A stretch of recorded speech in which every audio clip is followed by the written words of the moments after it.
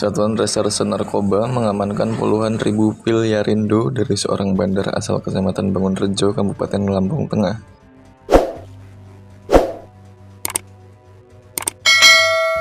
Kapolres Lampung Tengah AKBP Andi Purnomo Sigit mengatakan, barang bukti tersebut didapat jajaran Reserse Narkoba dalam kardus berbalut bubble wrap di lantai rumah tersangka bernama Ahmad Izal.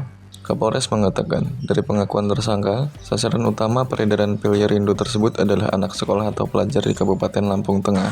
Kasus peredaran pil Yarindo terungkap pada Minggu ketiga bulan Maret, tepatnya pada Selasa 18 Maret 2025, sekira pukul 1 siang.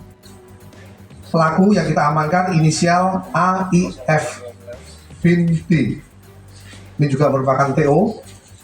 Dengan barang bukti yang berhasil diamankan, satu bungkus atau satu kotak kardus berisi satu botol plastik warna putih, 1000 pil tablet warna putih, obat keras berlogo Y yang diduga bermerek Yarindo.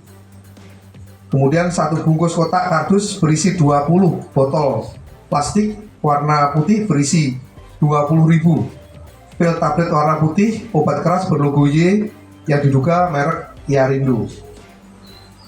Jadi ini sejenis pil koplo kalau dulu. Kita bisa mengamankan sebanyak 20.000 dan 1.000, jadi 21.000 totalnya.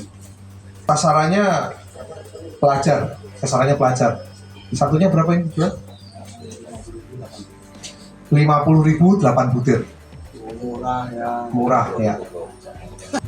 Dari temuan tersebut kita menggunakan pasal 435 atau pasal 436 ayat 2 Undang-Undang Republik Indonesia nomor 17 tahun 2023 tentang kesehatan dengan ancaman hukuman penjara hingga 12 tahun penjara. Seperti komitmen kami menyatakan perang terhadap narkoba, dan sudah banyak sekali ungkapan narkoba yang kami tangkap dalam jumlah besar dan kecil.